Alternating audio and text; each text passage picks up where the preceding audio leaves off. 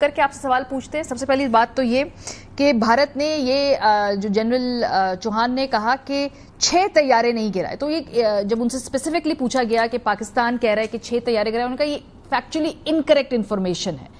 اور اس کے ساتھ ساتھ انہوں نے طیاروں کی تعداد نہیں بتائی. وہ انٹرویور پوچھ رہی تھی 1 ہے 2 ہیں 3 ہیں, she was throwing numbers there, لیکن وہ گھماتے رہے. یہ ایڈمیشن کتنا بڑا اور کتنا امپورٹنٹ ہے آج جو ان کے سی ڈی ایس نے کیا.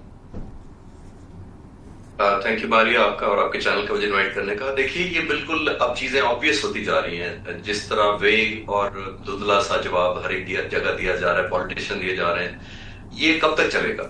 یہ ٹائم بارڈ ہے. ٹیکنالوجی اتنی ایڈوانس ہو گئی ہے, سینسرز اتنے ایڈوانس ہے, ویڈیو ریکارڈنگ, سیٹلائٹس, اتنے سورسز اب ہو گئے ہیں. ہندوستان کے جو سب سے بڑے کلائنٹ آبویسلی رافیل کے, فرانس کو بہت فکر ہے اور وہ بھی بڑے کین ہیں, اور انہوں نے 26 جہاز ابھی انڈین نیوی کے لیے دینے ہیں.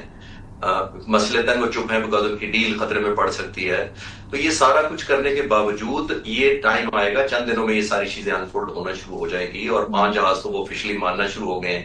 اور جو اب بھی سے اگر کہ ڈینائی نہ کرتے, اب آپ کا میں انٹرو میں سن رہا تھا, وہ کہہ رہے ہیں ہم نے غلطیاں اپنی پکڑنی ہیں. دیکھیے جنگ میں بھی غلطیاں پکڑتے ہیں کبھی آپ جنگ سے پہلے پکڑتے ہیں اپنی غلطیاں. دیٹس دا ٹریننگ, آپ کی ریڈینس ہوتی ہی کمبیٹ ریڈینس ہے.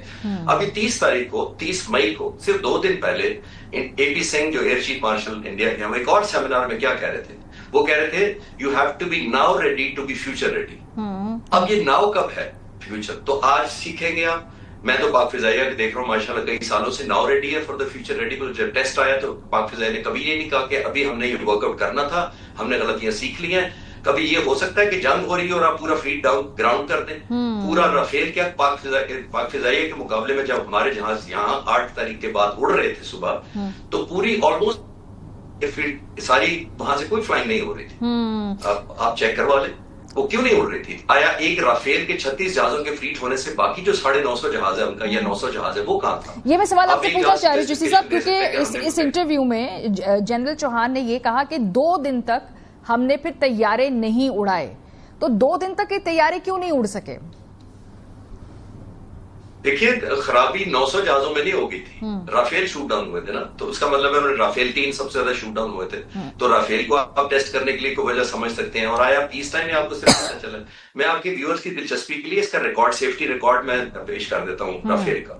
2001 میں فرینچ نیوی میں یہ انڈکٹ ہوا پہلی دفعہ, 24 سال پہلے تقریباً یہ جہاز انڈکٹ ہوا.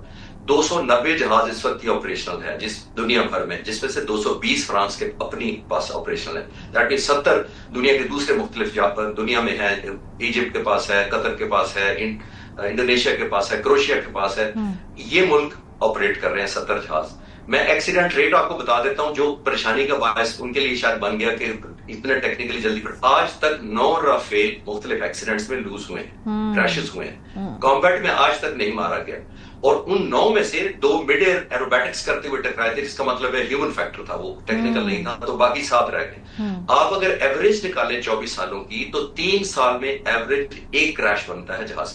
اور ہندوستان ایئر فورس ایک ہے, ادھر 3 سالوں میں 1 گر رہا ہے, یہ 1 گھنٹے میں 3 گرا دیتے ہیں, اور پھر کہتے ہیں ہم ایویلویشن کرنے لگے ہیں. تو یہ کبھی یہ بھی ہوا ہے کہ جنگ ہو رہی ہو اور آپ پورا فلیٹ گراؤنڈ کرتے ہو کہ ہم نے سبق سیکھ لیا ہے. تو یہ تو serious question on the leadership ہے.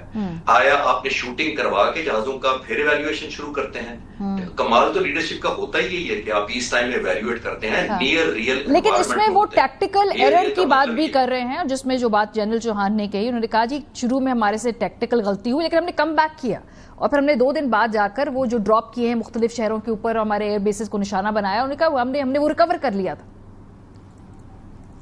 جی بالکل ان کی بات ٹھیک ہے, ٹیکٹیکل ایرر ہوا تھا. تو obviously جیسے میں نے کہا کہ یہ اس میں کرکٹ میچ نہیں ہے, یہ کہ آپ کوئی اوورز آپ کے رہتے ہیں ابھی اور آپ کچھ دیر بعد کھیل لیں گے یا سلو کر لیں گے. یہ وار ہے. جب آپ کا لاس ہو جاتا ہے, 2 دن آپ کی ایئر فورس گراؤنڈ رہی, جن میں انہوں نے دوبارہ اٹیک کیے ہیں وہ تو براموس بھی فائر کیے ہیں, سرفیس ٹو ایئر بھی مارے ہیں, اور اسٹینڈ آف ویپنز موسٹلی مارے ہیں. اس کے بعد دیکھنا یہ ہوتا ہے کہ پورا فلیٹ کیوں گراؤنڈ کر دیا گیا.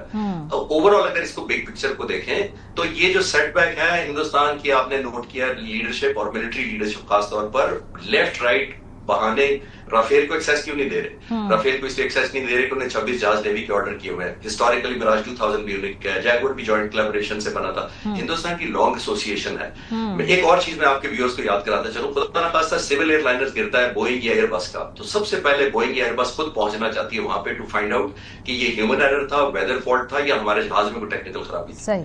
अब आप देख लिया, तीसरा हफ्ता हो गया, अभी तक राफेल को एक्सेस नहीं मिल रहा, और ये भी नहीं, नंबर भी नहीं बताए जा रहे। क्या वजह है? ये तो कंपनी का एक एथिकल राइट होता है जो मैन्युफैक्चर करती है, ताकि वो अपने आप को क्लियर कर सके। और हिंदुस्तान की एयरफोर्स इसलिए इनको इजाजत नहीं दे रही कि एथिकली अगर उन्होंने अपने आप को क्लियर कर लिया तो फिर फंसेगा कौन, कि किसकी गलती हुई है। और वो जो आपने देख लिया कि हिडन लफ्जों में वो मान रहे हैं कि हमारे से टैक्टिकल एरर हुए, तो टैक्टिक्स ही की तो प्रैक्टिस की जाती है पीस टाइम में। इसका मतलब है आपके टैक्टिक्स फॉल्टी थे, जिसमें आपने नियर रियल वॉर में प्रैक्टिस नहीं की, जो पाक फिजाई के पायलट्स ने बहुत जबरदस्त की हुई। सही, बहुत शुक्रिया। कमोडोर रिटायर्ड खालिद चिश्ती हमारे साथ मौजूद है। आहिस्ता आहिस्ता भी ये मान लिया है कि जहाज गिरे हैं, आगे जाकर उसकी तादाद भी माननी पड़ेगी।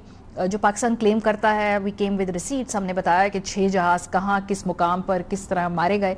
अब पाकिस्तान 7 क्लेम करता है, एक मिराज जहाज की भी रिसीट जो है वो ड्यू है।